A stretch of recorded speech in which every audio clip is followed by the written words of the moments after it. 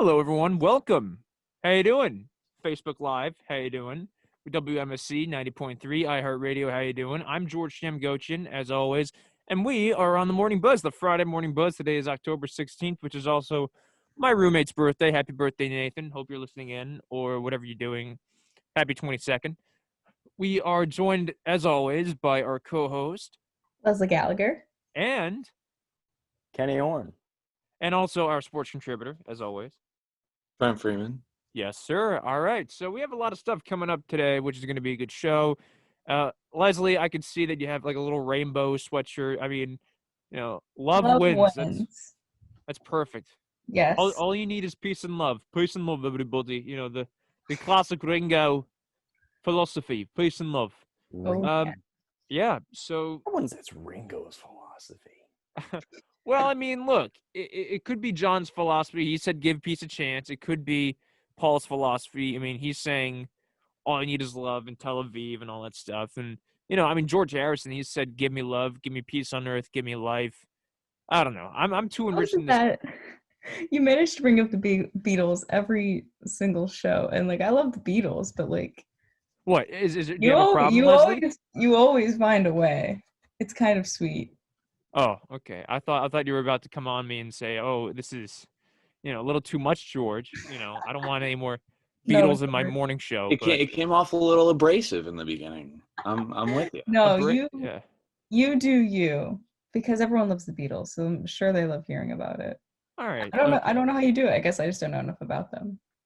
Really? Well, okay. For starters, they were a Liverpool band, and they have 26 number one hits in the U.S. And their main members were John, Paul, George, and Ringo. That I knew. Yeah, okay. Great. All right, so we do have a great show for you today. Leslie, what are we talking about? Alrighty, so today on the Morning Buzz, we will be talking about the gender wage gap at Rutgers University, Rudolph the Red-Nosed Reindeer, and the Halloween hobby of creating jack-o'-lanterns. But first, here's Kenny Horn with his newscast.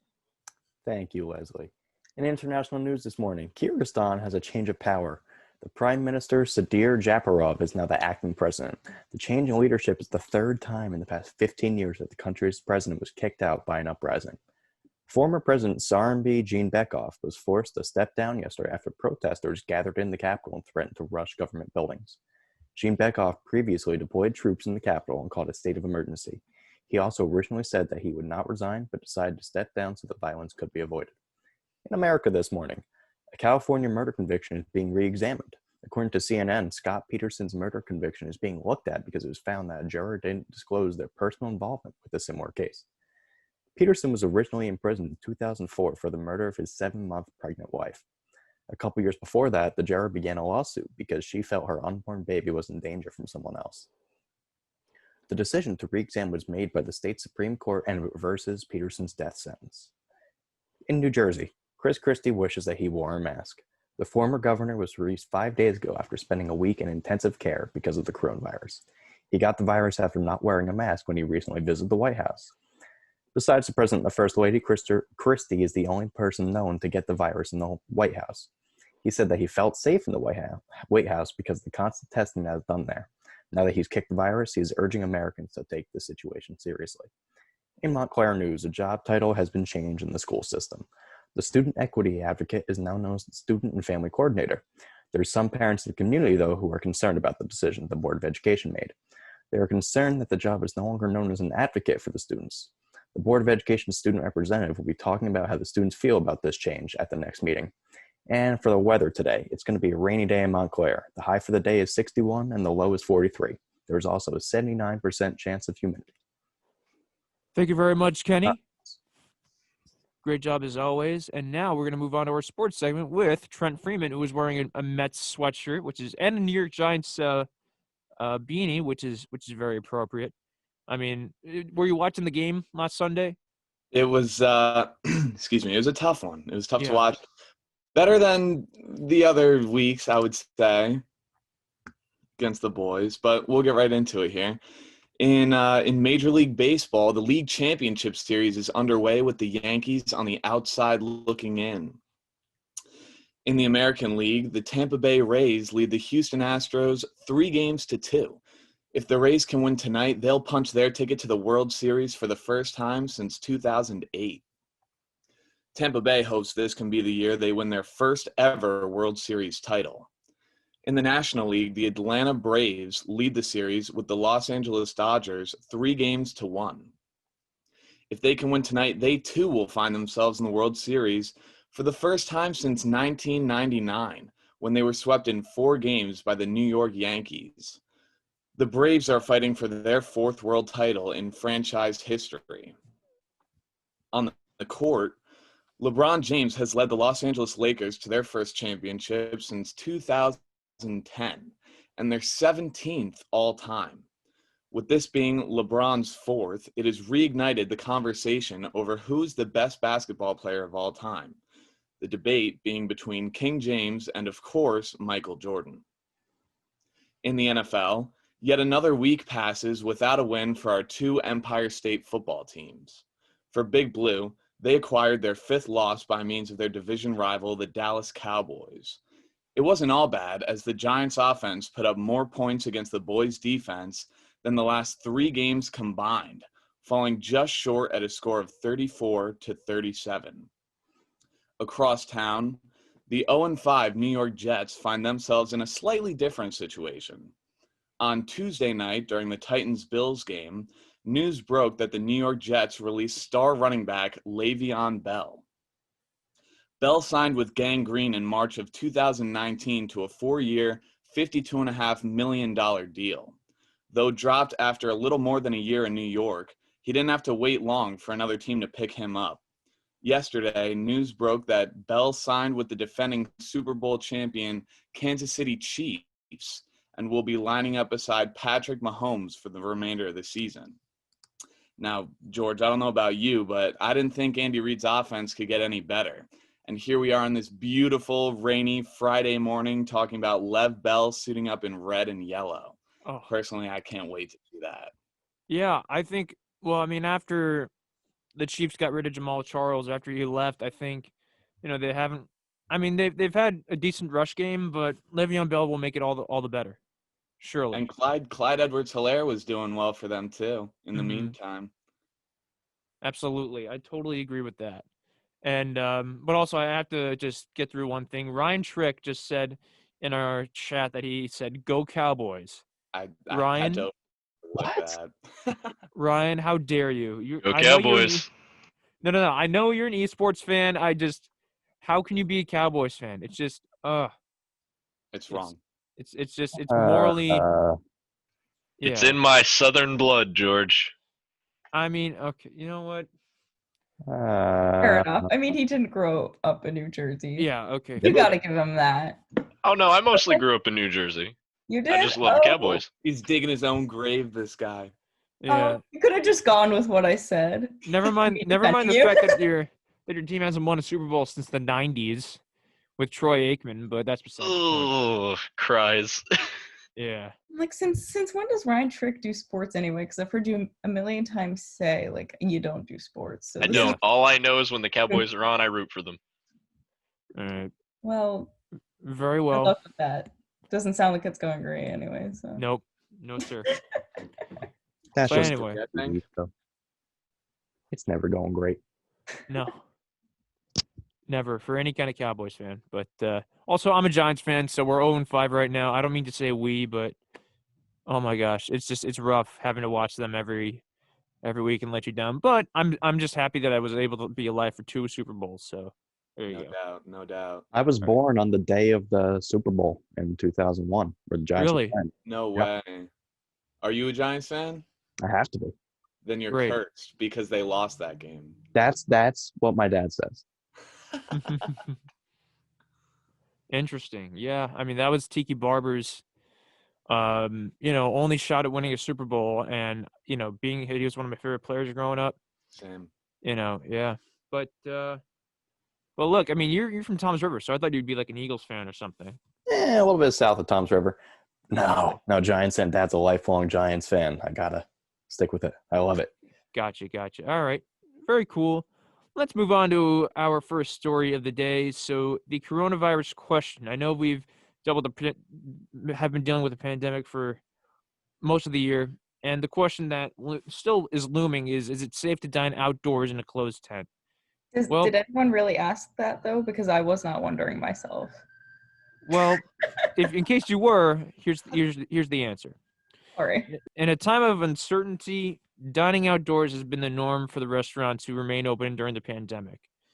For NJ.com, Dr. Stephanie Silvera, a professor and epidemiologist at Montclair State University, and Dr. Henry F. Raymond, an associate professor in at the Rutgers School of Public Health, answered the question, is dining in an enclosed outdoor space any safer than dining indoors? Here's what they said. The answer was no, because Silvera and Raymond said that they would equate dining in an enclosed outdoor area with being indoors. They say it is less about indoors versus outdoors and more about air circulation. The more air moving through an area, the safer it is. While this particular scenario presents an uncharted territory, Raymond said there is evidence the virus can linger in the air. He says, quote, if you have the sides of the tent down without any ventilation, then you're not getting that air moved out, unquote. To mitigate the higher risk, Silvera suggests that restaurants have at least two sides of an outdoor space open, and even with proper ventilation, she said distancing tables remains a key safety precaution. Her and other most health officials recommend that if an establishment has two walls closed, they should provide more than 6 feet distance between tables. So this is I wasn't honestly wondering about this question, but I guess it's good to know. It's good to be worldly, I think. Yeah, I mean, it's kind of interesting how scientists are, now that we know like more about the virus, they're branching out into even more obscure questions. The more we know, the better. And last week we did talk about how there was no proven link to the rise in cases in New Jersey to indoor dining. They said there was like no research to back that up. So I guess this is a good follow-up. And so, yeah. I mean, Yeah. George, were you planning in dining in a tent outside? Well, I mean, believe it or not, I actually did that maybe one or two times with friends, you know. And look, I thought it might have been a little safer, but after hearing this, I'm starting to reconsider. You know, maybe it's, you know, this isn't the best thing to do. Maybe just order takeout or something. But you know, I mean, look, I get it. You want to spend time with friends. You want to go out, you know, and you want to have that joy of eating out. But being that, even though they say that it's maybe not safe enough, you know, you would try and abide by those rules, and you would have to, I mean, really take into consideration the risks that come into play. So, yeah, I mean, look, I like eating out. I love, you know, especially during the summer when it was hot out and you're able to feel the sun. You know, that would have been perfect. But now knowing about the risks, maybe it's not the best thing to do. Yeah, I like though with the new information that's coming out, it's not necessarily indoor versus outdoor, it's how much air circulation is coming through. So if you do plan on dining out, you know, take that into consideration. Like what's, you know, going on at that restaurant, like what's the air circulation like, you know, because it's not outdoor versus indoor. So Do some research, Google the schematics of the building, you know, really get get into in there. it. You think about how a lot of new things are discovered seemingly every day. Mm. Just like this, you know, months ago. I mean, not months ago because indoor dining wasn't open months ago. But when tents first started being used, I'm sure everybody's like, oh, it's outside, it's good. But now it's completely different. And that kind of feels like how it's just been with a lot of things that have gone on. Yeah, I don't know. I feel like when I saw the tents, I was like, I don't really understand how that would help. Like I didn't understand like why an outdoor tent like somehow made it safer, because I don't know, like it just didn't make sense to me. So I'm glad that they actually looked into it, because I wasn't actively wondering about this, like I said, but it's good to have confirmation if that makes sense. I mean, have you any of you at all eaten outdoors? Yeah. I did just the other day. Oh wow.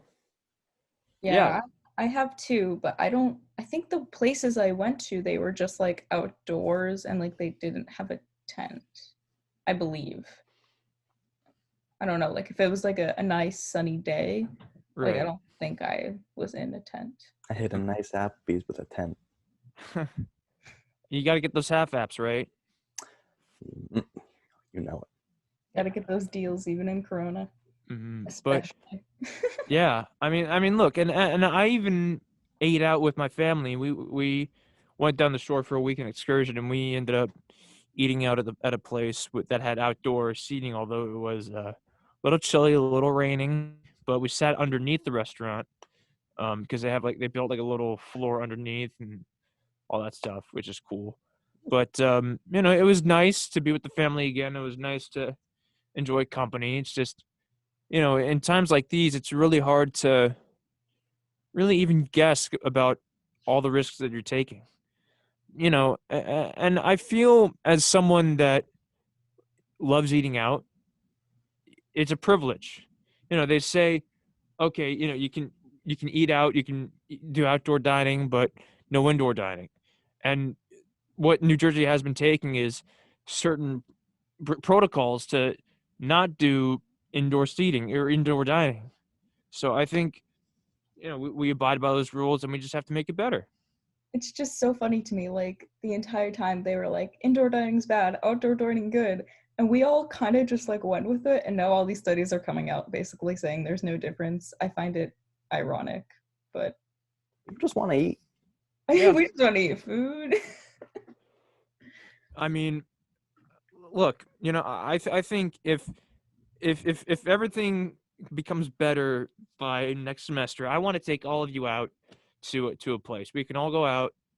It'll be on me or something, and we That will. sounds expensive, George. We're only college students. On second No, thought, no, yeah, no, but it no, can no, wait. no, no. Leslie. That would be great, George. That would be great. That would be. My favorite thing in the world is free food. You read my mind. That's awesome. Yeah, I mean, and that's one of the joys I had. I mean, especially when I was a freshman, like I'd go out with the sports guys, you know, for lunch or dinner. You know, we'd head over to the student center cafe. I remember eating a burger at 9 a.m. because Yeah. you Been know, there. Breakfast, a classic Wait. breakfast burger. Like a student center burger at 9 a.m. or like a good burger at 9 a.m. Because there's a difference. I think a student center burger is actually a decent burger. I have to admit. I've It's- never gotten the burgers from the student center, I but haven't either, but I don't want to. student center sushi is the only sushi I can trust. It's the Mm. only sushi that hasn't given me food poisoning. So Fair.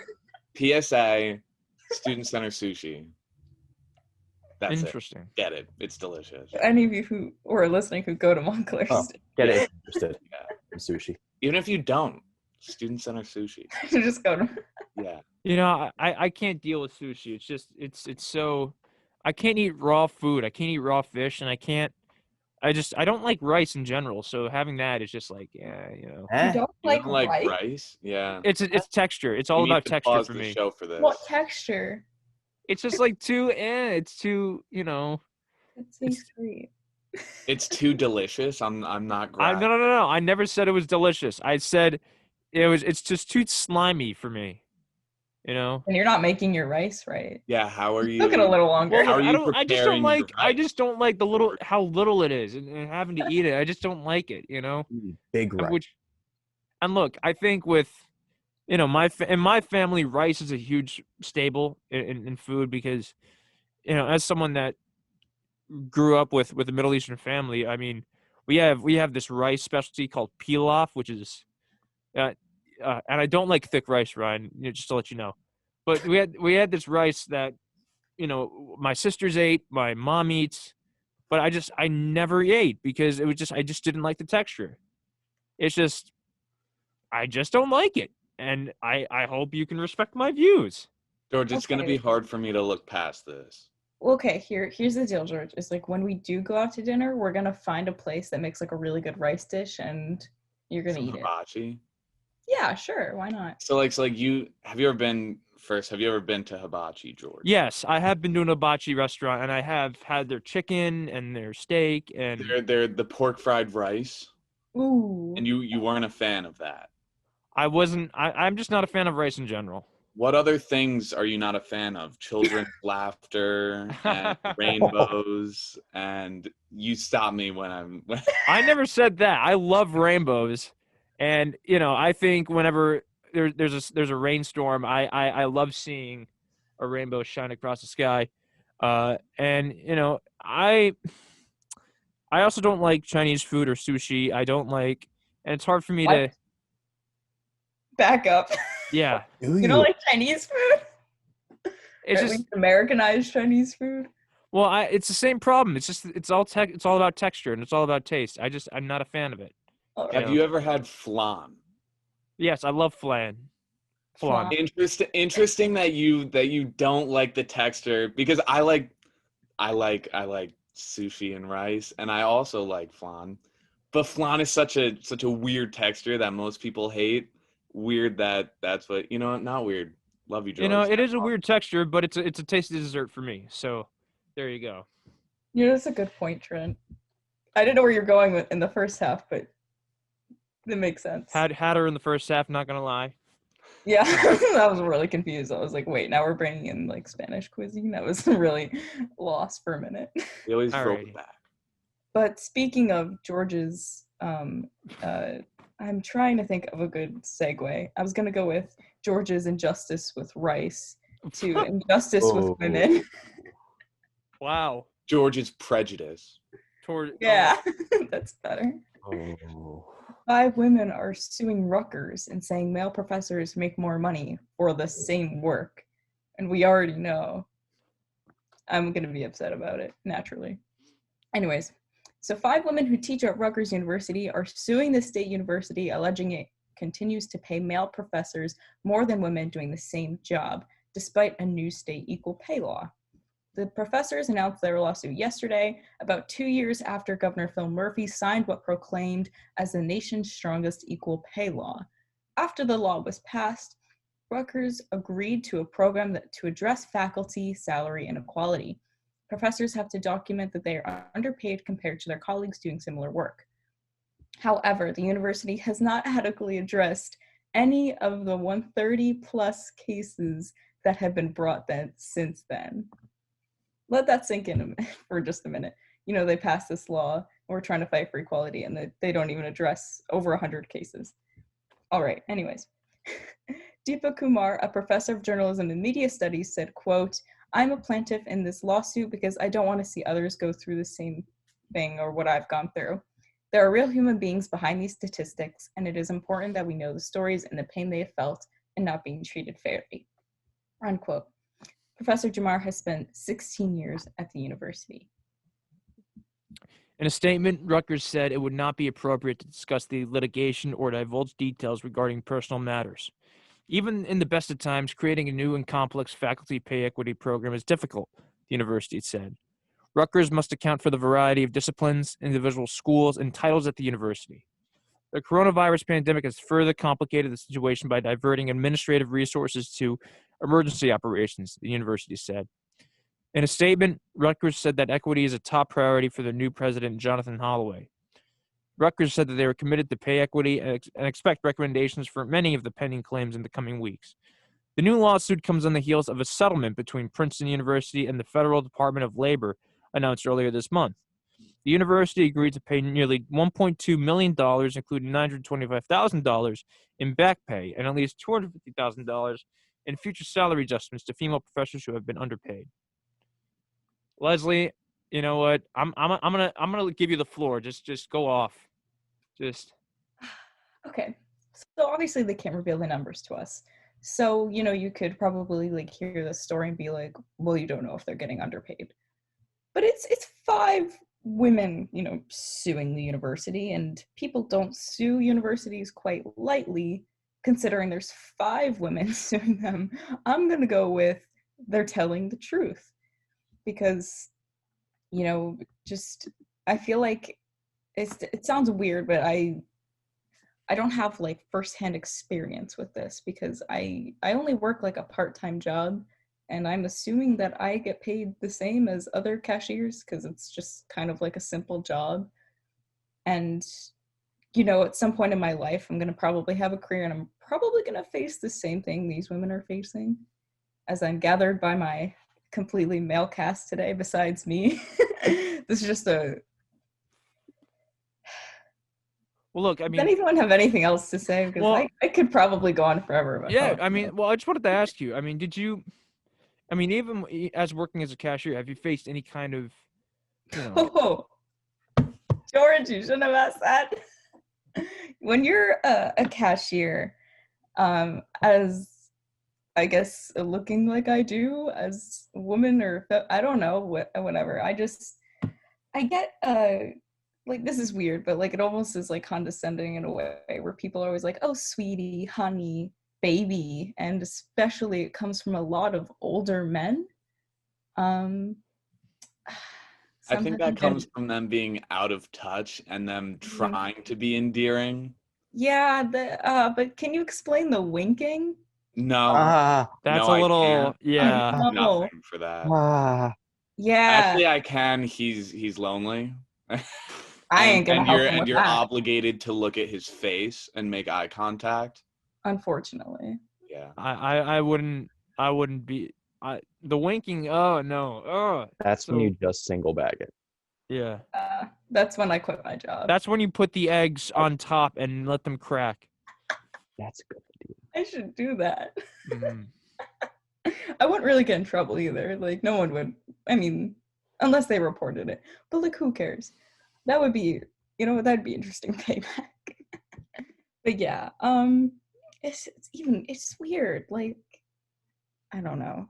Like, I could probably go on forever about like the little things in my life that are just off, from like being a woman, growing up a girl, and just like the little things. It's not like I've been in this like big position that these women have been put into where they're literally being underpaid for their careers, but I've definitely seen like a different side of like discrimination, if that makes sense. I mean, like what I've just told you. It's frustrating and sometimes quite disgusting. So yeah, I mean, ideally, maybe by the time I grow up and have my own career, maybe this will all be sorted out. But you know what? I kind of highly doubt that, because I'm going into media and I don't really know how those issues have been sorted, considering most of media, I say most, is male dominated. So I don't really know how the issue lies there. But, maybe I'll sue someone one day. I hope you do. And I hope No, Trent, you hope that I don't have to. God, you're so right. You're That's Yeah. how we gotta think, yo. yeah. Mhm. But if it happens, I hope you make bank off of that. Thank I you. I'm hope gonna that you try. sue them and then make the CEO salary out of that. Yeah, that would be That would be, I'd that be would like be exemplary, if that's even a word. But yeah, so you are listening to the Morning Buzz. Leslie, oh my gosh, thank you for ranting. That really means a lot. I haven't seen you go off in a while, but this is really cool. injustice makes my blood boil, George. I just built that way. I totally get that. So Sir. we're gonna take a break here on the Morning Buzz. I'm George Jim Gocha, joined with Leslie Gallagher, Trent Freeman, and Kenny Horn. You're listening to the Morning Buzz. We'll take a quick break. Please don't go away. And we're back here on the Morning Buzz. Thank you for joining us here. I'm George Jim Gochin on this cloudy, soon-to-be rainy Friday morning. I love Friday. I just wish it wasn't rainy, but you know what? Can't argue with Mother Nature, right? So, yeah, I'm joined with Leslie Gallagher and Trent Freeman. and Kenny. You're muted, bud. Yeah, no idea. Kenny Horn. thank you, Kenny. Yay, we did it. We did it, Reddit. Okay. We So, did it. Yes. Even sadder than our last story. No, that's a joke. Injustice is sad, but there's Yeah. If you're a Christmas fanatic like me, this just brings a lot of heartbreak to you. The stop motion figures Rudolph and Santa Claus are being put up for auction. Rudolph and his shiny nose are getting a new home, and it's bound to be a lot nicer than the Island of Misfit Toys, which I argue nothing is nicer than the Island of Misfit Toys. The soaring reindeer and Santa Claus figures who starred in the beloved stop-motion animation Christmas special Rudolph and the Red-Nosed Reindeer are going up for auction. Auction house Profiles in History announced yesterday that a 6-inch tall Rudolph and an 11-inch tall Santa used to animate the 1964 TV special are being sold together in the auction that starts November 13th and are expected to fetch between $150,000 and $250,000. Yo, like if I had that money, I would consider just not paying my debt and getting the Rudolph and Santa duo, because I'm seriously, I'm like really obsessed with like Rudolph. Like when I was a kid, like I loved that movie so much. You can ask anyone in my family. I was just obsessed with Rudolph. So like this is like really sad for me. But anyone got $150,000 like laying around that I could like borrow? Give me 6 hours. 6 hours? I'll figure it out. I don't know if I trust that money. Are you just Steve Cohen in disguise, Trent?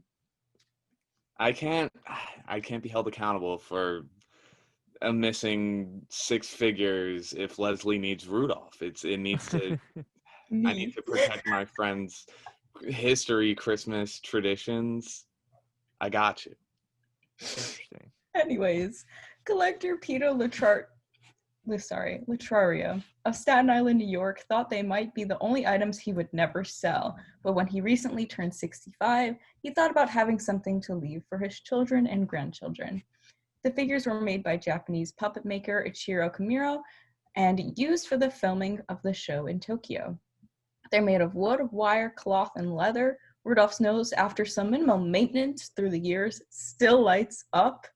Oh my God, because it was made in 1954. Isn't that so cool? Okay. That's the greatest news I've ever heard. I just really need to say that. Like, that is so cool. The realistic bristles of Santa's beard are made from yak hair. That's a new fun fact. Latrario, who bought them about 15 years after seeing them appraised on Antiques Roadshow on PBS, says that even after well over 5 decades, you can manipulate them as the original animators did. He says the figures are detailed and it's possible to still move arms, legs, fingers, thumbs, and even their heads.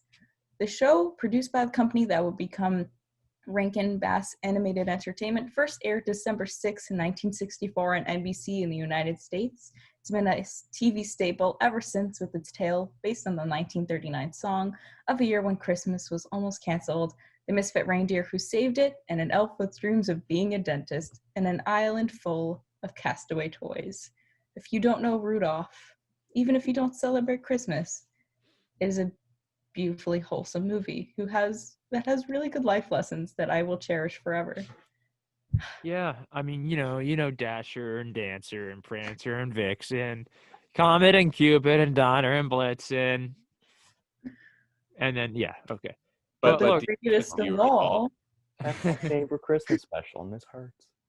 yeah, you know, Maybe too early to be talking about Christmas, but like this is big news, guys. Like I being had put up Christmas front. music on the other week. It was. I started playing Christmas music in August. Okay, yeah, I'm I not think gonna. I think it's time. Yeah, I'm Wait. yeah. Wait, but like we haven't even done Halloween yet. So like Look, I am one of those people. Okay, I don't care what anyone says. I listen to Christmas music any time of the year, and I can still feel. I'm able to listen, I'm able to watch Home Alone at any time of the year, and I still don't view it as a Christmas movie. It's just we it's- wait until after Thanksgiving in this household. Yeah, that's what my family does too. Yes. My sisters Only and I until don't Black Friday subscribe. is when you can that do was it. impressive. Anybody else with me? You wait until after Oh, Thanksgiving? Thank Well, you. yeah, that's when my family decorates. But I mean, like, music is I just appreciate the art of festive tunes. And when they're as good as Christmas music, how can I limit that to only one season of the year? That would be selfish.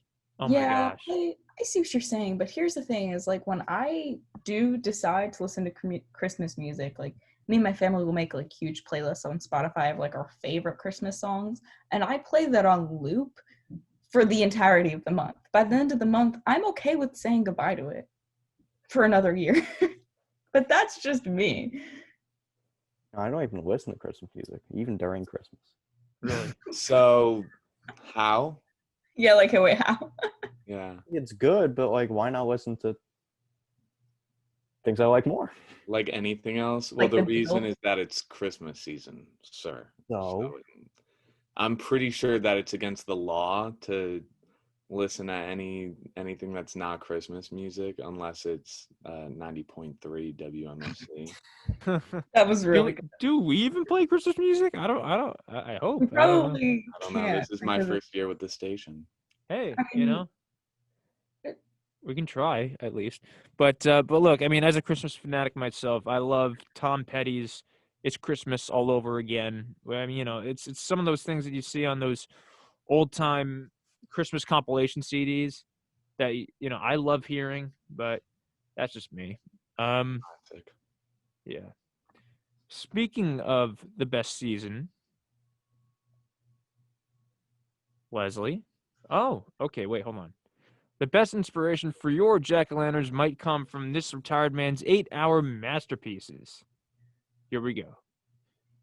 There's a man in Utah who spent 20 years carving hundreds of intricate jack-o'-lanterns for his community to enjoy. Retiree Ken Klinker carves 50 to 60 foam pumpkins every year between September and Halloween to display in his yard and around his community in Farmington. Each of his intricate creations can take up to 8 hours to make, and every spooky season, Ken displays anywhere from 50 to nearly 300 of them in his front yard. The reason he carves foam pumpkins is because previously he would carve real pumpkins but end up throwing them away. With the use of foam pumpkins, he can keep them year to year. Ken's passion began when he started carving pumpkins for his kids. He used to carve the typical triangle nose pattern for them, but quickly became interested in more intricate patterns. To make the pumpkins pop even more, Ken will light them with colored Christmas lights. Speaking of Christmas, for example, for Frankenstein design, he'll throw in some green lights. For a devil design, he'll spice it up with some red lights. It's so cool. That's so creative. His favorite designs include the zombie Tarman from Return of the Living Dead, a skeleton steering a ship, and a Captain Jack Sparrow from Pirates of the Caribbean. And now I'm going to show you guys some of these because they are too cool not to show you. Spooky. Can you Oh see my this? gosh, wow. So coming into this image, looking at it now, I had very high expectations. This was nowhere close to what I was expecting. It looks I like think it lapped it probably 6 times. It's that much better. This dude is an artisan. Yeah, Yes. it's so good. Even the Geico Gecko is just in awe of it right now. I mean, you know, it's unbelievable. Yeah, so basically for those who can't see the screen, he has these like very intricate, almost like 3D looking designs like on like a pumpkin. Like this one is like Frankenstein like reaching out. It's like honestly like terrifying. As we go down, there's the one with the skeleton steering the ship. I love that. It's beautiful. It's We've incredible. Ooh, Little Riding Hood and the wolf about to eat her. So Who's before the afraid? show, Bad wolf, we were big bad wolf. totally not about the fake pumpkins. We were like, that's terrible. How could we? I get it now. I'm I still do. Yeah, because he spends like I would like if I was an artist and like I did this good of work, I wouldn't want to throw that away either. So But it kind here's of the. makes sense to I use want to foam know. You're right, but I want to know how difficult it is to carve foam compared to the pumpkin, because Oh boy. Okay, if you can't see the screen, Happy Halloween, everyone. there's a Mickey Mouse design, as George is implying. Anyways, what were you saying, Trent? no, I'm just before Mickey got into the studio, broke in like a madman and ran away. The studio. Um, Where is he? Hold on. Wait, what? You turned around and he jumped in front of the mic. I'm scarred from the experience, but if this was a real pumpkin, I'm thinking that he probably shaved some areas more than others to get like right now I'm looking at Spider-Man on the screen and it's very So cool, bright. by the It's close to white. That would be shaved off a lot. Whereas above on the Mm-hmm. Frankenstein, there was like intricate shading that I would think he shaved less of to make more of an I orange. see what you're saying. But if it's foam, I'm not sure how that's like if it is the same, then no matter what, it's amazing. If it's the same, then that's even better. That's just, this dude's incredible. Imagine you lived in his neighborhood in Utah and you just like saw these on Halloween. Like that is so cool. I don't Oh, think I've ever seen anything like this intricate for like wow. pumpkins in real life. What? Why wow? Oh no, I'm saying wow. It's really Oh, cool. I thought you were saying like wow sarcastically. I was like, No, wait, no, no, no, no, no, no. Not Yeah, whatsoever. Leslie. Wow. Wow. here we've got a Disney evil villain. Scary. Probably the scariest people I've ever met. Evil queen. Oh, that's Yeah. it. That's the last one. Those are not jack-o'-lanterns. Those are mock-o'-lanterns. They are not pumpkins. That Cool. still hurts. Traditionalist Kenny's. If it's not pumpkin, it's not for me. That's right. I mean, yeah, they're very impressive. The guy's like a gifted artist, but like, that's not a jack-o'-lantern. It's a mock-o'-lantern. But it's like so cool. It's art, Kenny. You It can't is art. judge I didn't art. say it wasn't art, but it can't be called a jack-o'-lantern. Okay, fine. What would you call it then? Mock-o'-lantern, because it's Oh, mock. You already A said mock it. lantern. You already said it, yeah. my bad. Alrighty, Mako lanterns. But Well, those are the most incredible Mako lanterns that I've ever seen. Yeah, they're great. Yeah. He just Kenny's just it can't be Jack. It must be Mock. As Yeah. long now as that we're it's calling them Mako Mako lanterns, he Kenny's gets all the smiling praise that here. it deserves. Can't be a jack-o'-lantern. No. Mm-mm. Why would You it? know, I mean, okay, just thinking about all the jack-o'-lanterns. I mean, when you make them, like, it's hard for me to throw them out because I personally they become my friend. I become attached to them. I don't want to throw a jack-o'-lantern out at the end. You know, it's too sad to say goodbye. It's a spooky season. You work so hard on your design, and then your pumpkin gets all weird, and you have to throw it out. So, Perfect. like, it makes sense to just want to keep it forever, you know? And, you know, imagine, like, if he ever, like, really didn't want those pumpkins, he could probably, like, sell them for a decent amount of money. Just saying. Carving your friend with a sharp object is the weirdest way to make a friend. Well, when you say it like that, Kenny. It's even better. When you say it like that, it's perfect. Hey, I mean, when you're able to make it into a cheesecake or pie or even cheesecake ice cream, you never know. Wait, you lost me. What? Yeah, wouldn't Yeah, that there is like a ice pumpkin. cream? There's such thing as a pumpkin cheesecake ice cream. That sounds Eh. good. I sure That have. sounds really sugary, though. Well, you know that. You know what? Also, who would want ice cream in the middle of fall where it's all chilly and stuff? But Me. all right, I don't blame you. It's just like when Ice cream if yesterday. Come on. oh no. I love ice cream any day of the year except when you go to like an ice cream stand, like a roadside stand, and you're outside and you're eating it in the cold Yeah, weather. why would you do that? Why would you do that? I've done it. Is it I've so- gotten ice so- cream at an outdoor ice cream stand when it's near -degrees. Okay. I Wow. would do it. Yeah, because I can't explain it, but there's just like the very strong winter vibes, and it's like cold, and then you're eating something cold, and you're so miserable, but like the ice cream's really good. It's an unforgettable experience. For me, It's interesting that you say that because cold, I would think, chestnuts roasting on the open fire, some hot cocoa, Mm. and Leslie out on the street corner buying ice cream. Those are the three things that I think of when the weather gets cold. Yeah, I think personally for me, I mean, when the weather gets cold and you start wearing layers and it's wintertime, the three things that I love doing are sitting by the fire, sipping hot chocolate, and listening to a Charlie Brown Christmas soundtrack. Mm. It's just the perfect thing for me. in my house, we have the Charlie Brown Christmas tree. Yeah. We have one of those. Oh, With Linus's blanket. Yeah, and the That's one beautiful. ornament. oh, that's so funny. Wow. Yeah.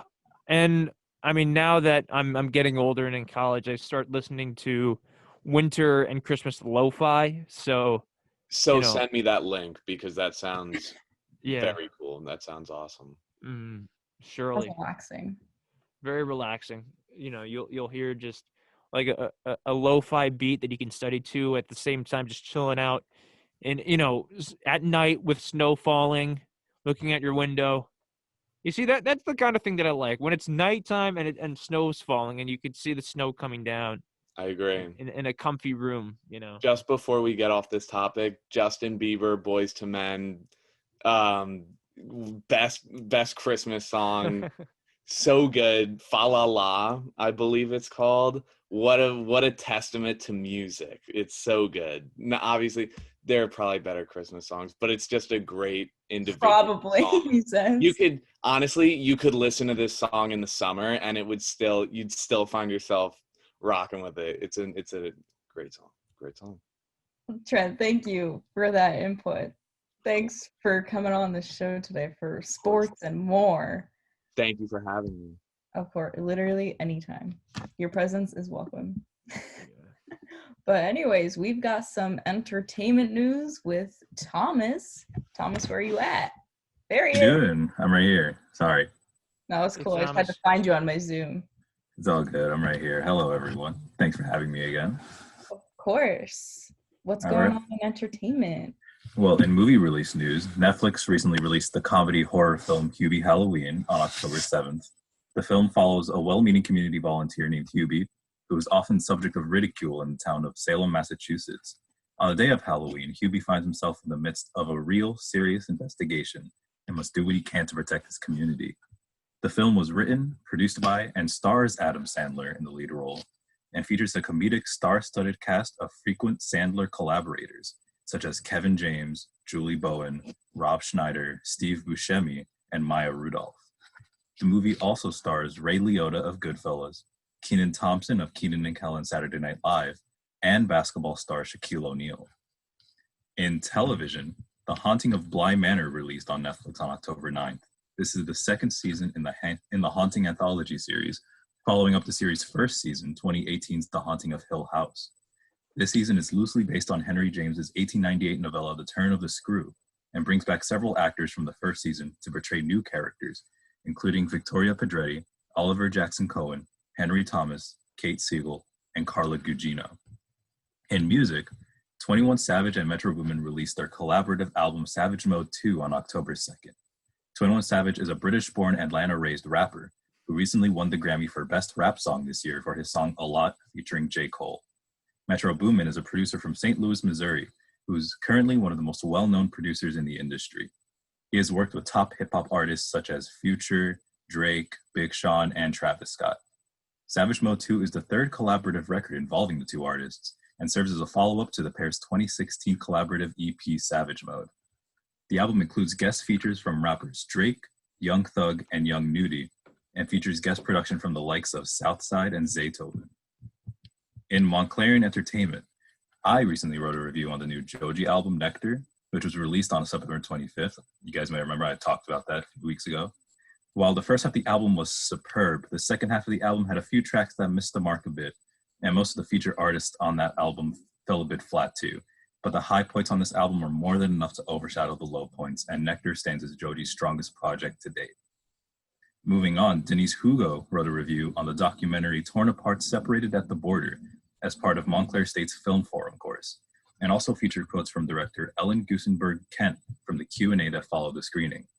The documentary portrays heartbreaking stories of immigrant families being separated, and Hugo says that Kent, quote, takes an authentic and humanistic approach when interviewing the families, end quote. Hugo also talks about how Kent does well to provide facts and statistics, while also making her own thoughts on how the US government handles immigration evidence. And entertainment editor Sam Nungesser wrote an article about Montclair State's own Professor Steve McCarthy's Emmy win for his work on the HBO documentary film Breslin and Hamel, Deadline Artists. McCarthy won the Emmy for Outstanding Historical Documentary on September 20th, along with co-producers John Block and Jonathan Alter. About the documentary, Nungesser says, quote, the documentary grieves a time of true reporting and early journalism, led by some of New York's most notorious print columnists, Jimmy Breslin and Pete Hamill, end quote. This marks Steve McCarthy's second Emmy win in his career, so congratulations are in order to Steve McCarthy. Awesome. Wow, that's a lot of exciting stuff.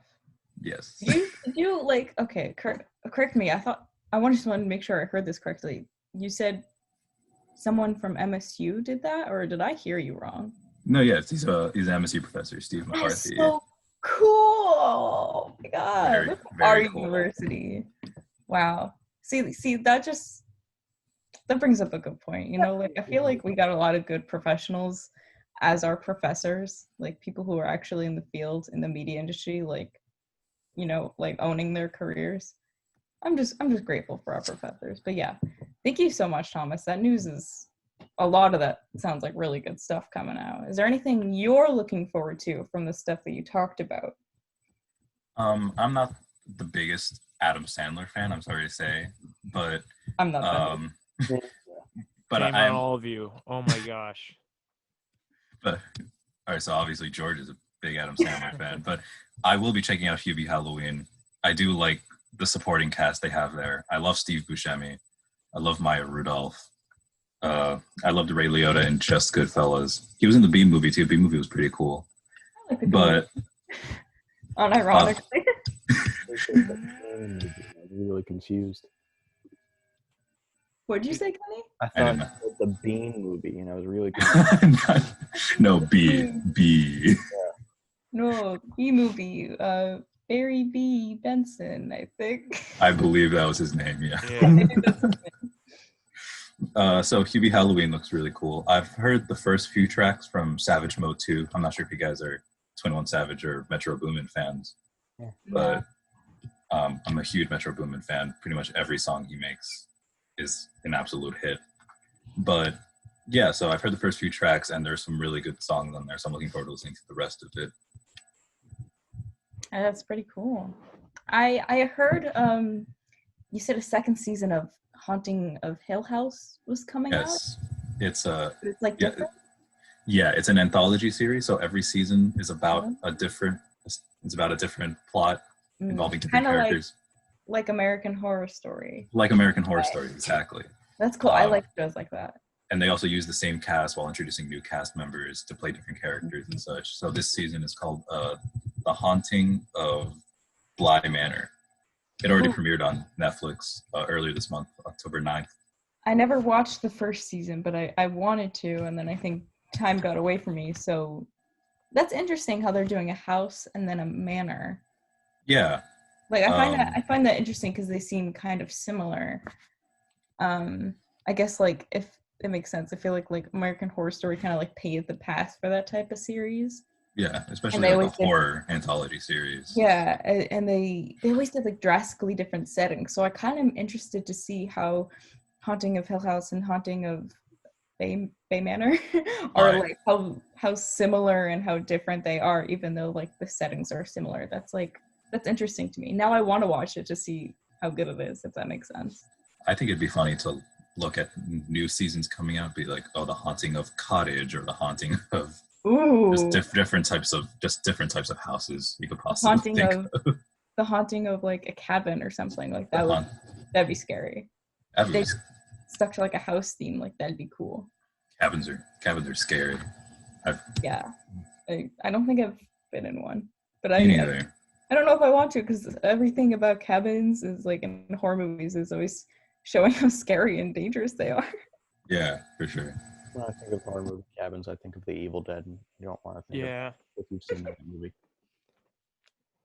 I think of Cabin Fever and Cabin in the Woods and all that stuff. Ooh. But Yeah, me too. mm, Spooky. all the Friday the 13th movies and, you know, the early ones from the 80s.